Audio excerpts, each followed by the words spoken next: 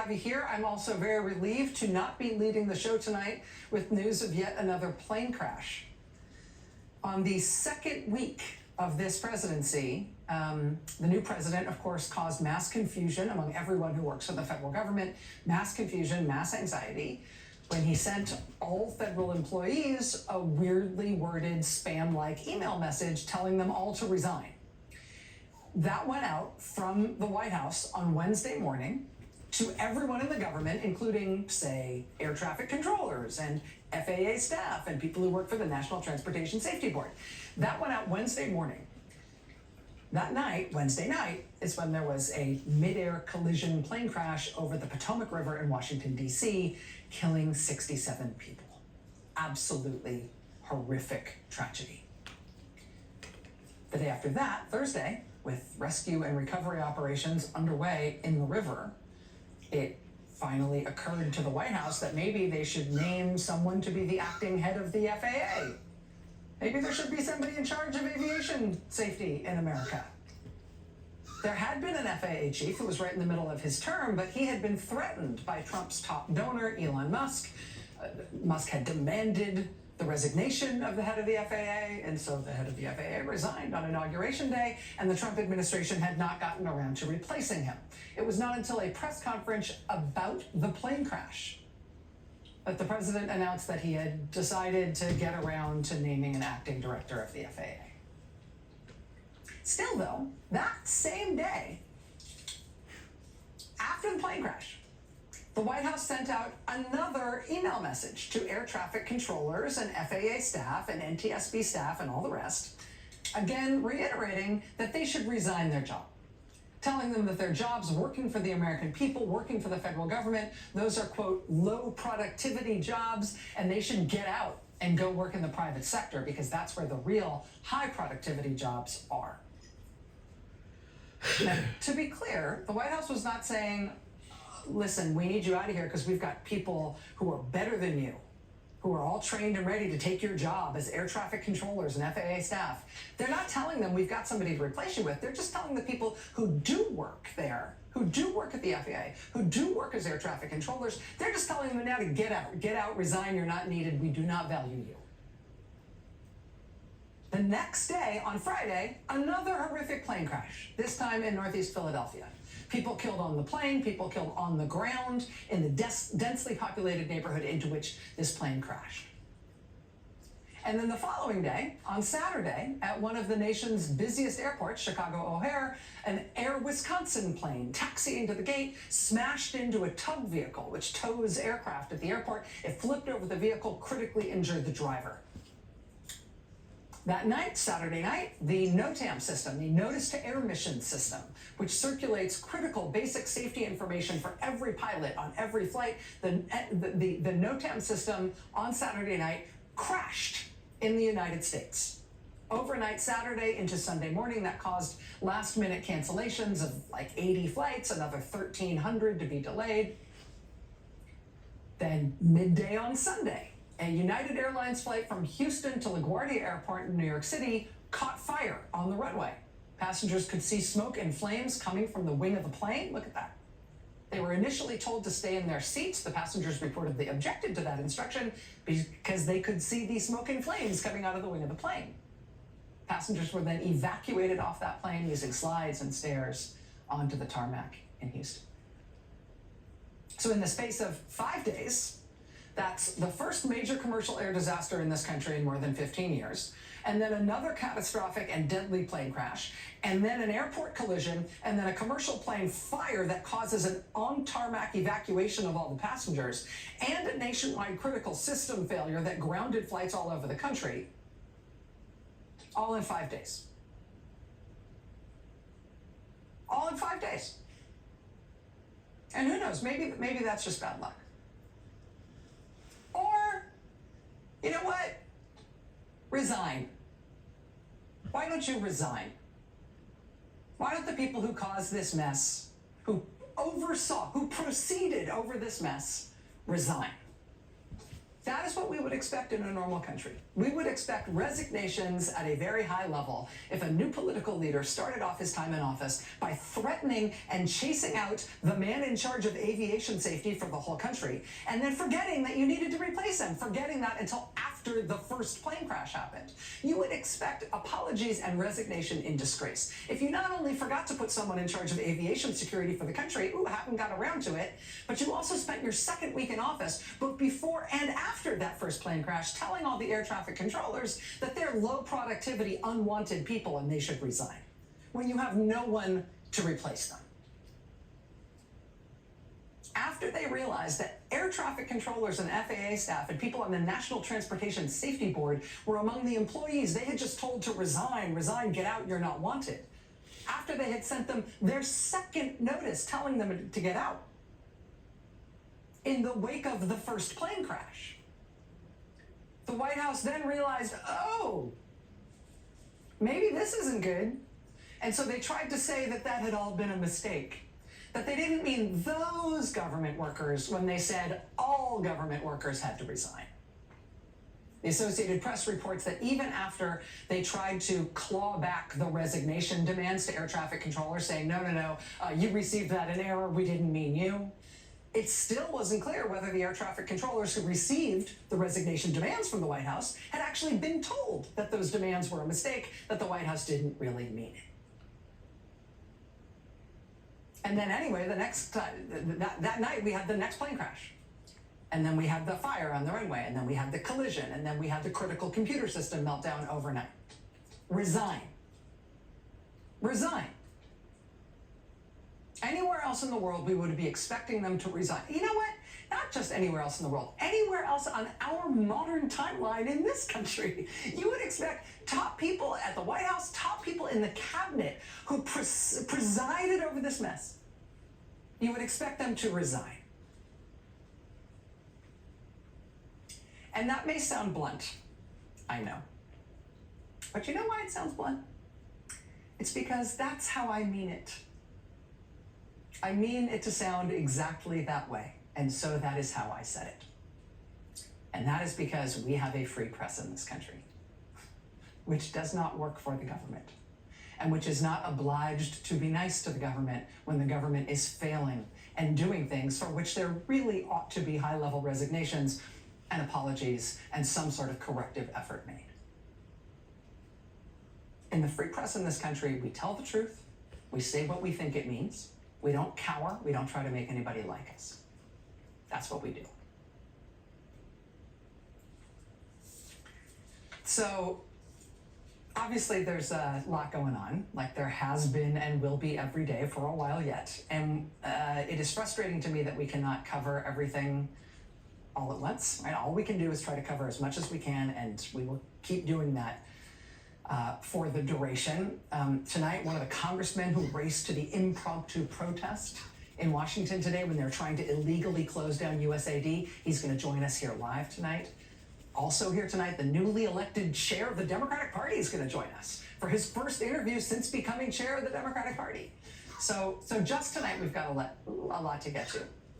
But there's a couple of things I want to draw some attention to tonight, because as yet, as far as I can tell, nobody's really headlining these things as news stories, as new happenings.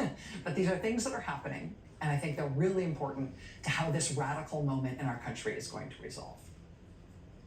And the first thing is about the press. And this is not something I talk about a lot on this show, but I believe this moment calls for it. So there's a newspaper in Long Island, New York, that's called Newsday. Long Island, just so you know, is massive. It's got millions of people.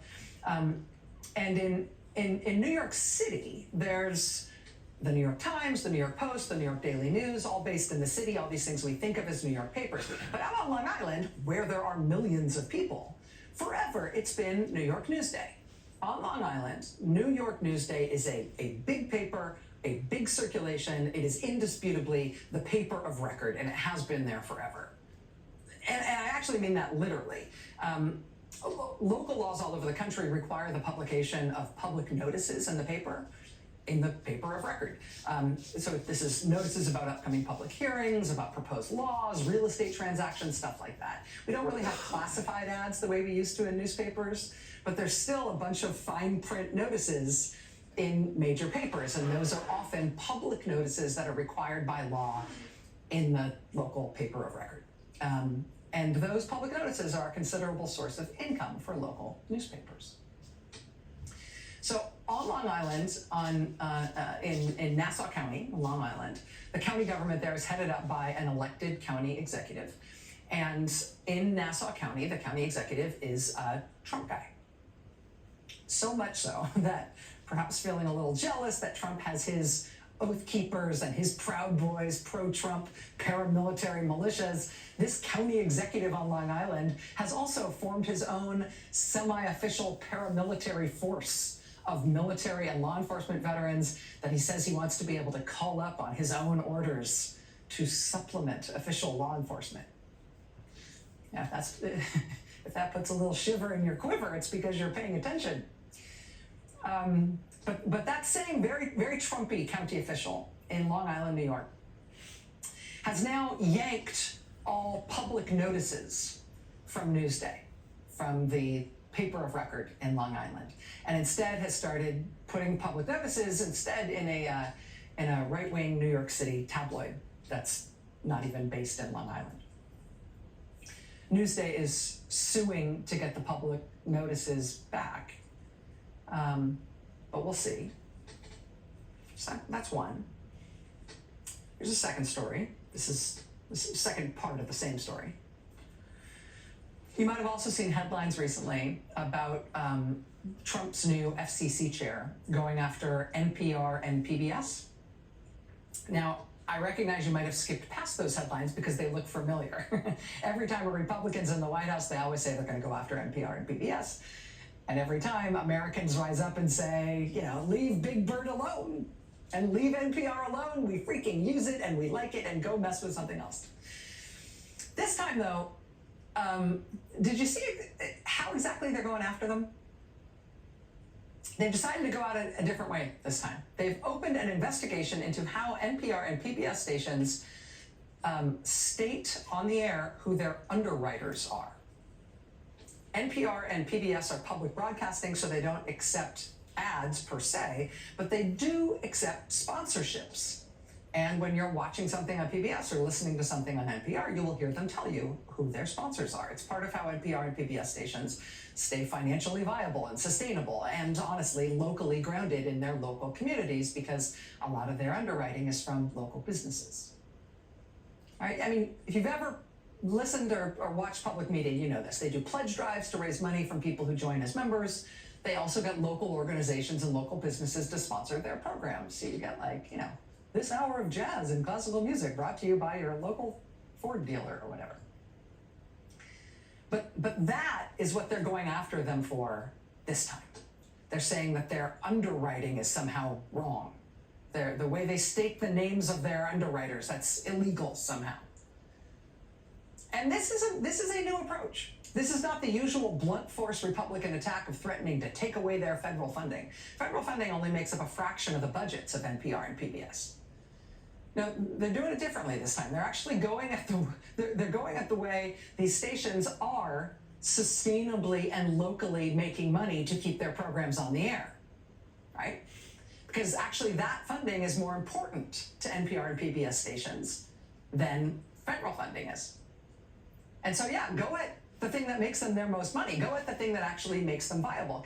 I mean, if these guys can stop the thing that makes these stations actually most of their money, that is a better way to cripple the high-quality, gold standard, independent U.S. journalism and programming of NPR and PBS. That's a better way to do it than just threatening to cut off the fraction of their funds that come technically from the Corporation for Public Broadcasting and taxpayer money. So that's another. You might also have seen headlines about the move at the Defense Department to take away office space used at the Pentagon by correspondents from the New York Times and NBC News and other major news organizations. Now, it does not mean that these news outlets are banned from covering the Pentagon. It just means they can't cover the Pentagon as well as they do now. I mean, they'll be allowed to attend briefings and get emails or whatever, make phone calls. But they are no longer allowed to be based there at the Pentagon so they can be there all around the clock while decisions are being made and things are happening. They can't do that anymore. That office space has been there for Pentagon correspondents for decades. But in the Trump administration, they're pulling it from well-established, competent, independent news organizations that they don't like and that they would like to hurt. All of these stories are the same story, right? This is not just your typical political thing where you've got somebody in the White House or somebody in politics complaining about press coverage. It's not even the typical thing with Trump calling the press the enemy of the people or whatever Stalinist thing he's onto now. This is what they call the Viktor Orban playbook for using the power of government to eliminate independent, credible, professional journalism. Using the power of government to hurt journalism as much as possible, to weaken it as much as possible, to try to drive independent, capable professional media out of business and into ruin so that it goes away. And the only thing that's left is, for lack of a better term, state TV.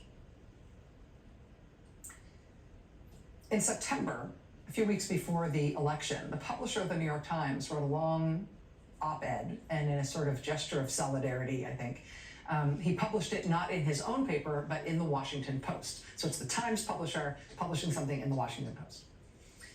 And it was a really important piece. It was about what he thinks, at least, we should have been expecting. If an authoritarian-minded Donald Trump returned to the White House and was determined to do to the press what he had been promising to do to the press through his first term.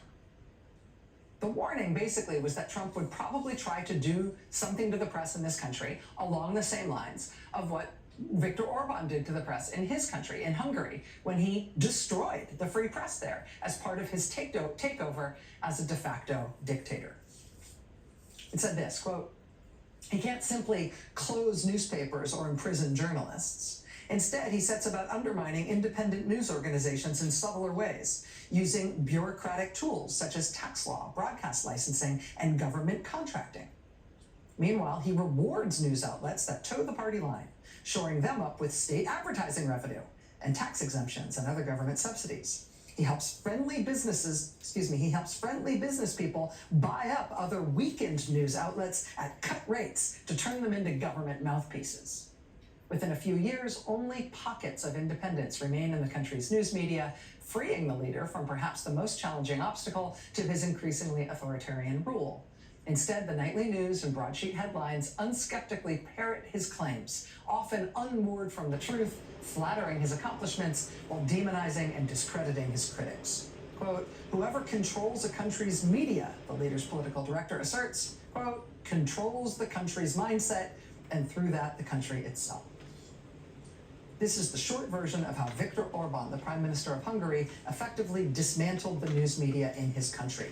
This effort was a central pillar of Orban's broader project to remake his country as an illiberal democracy.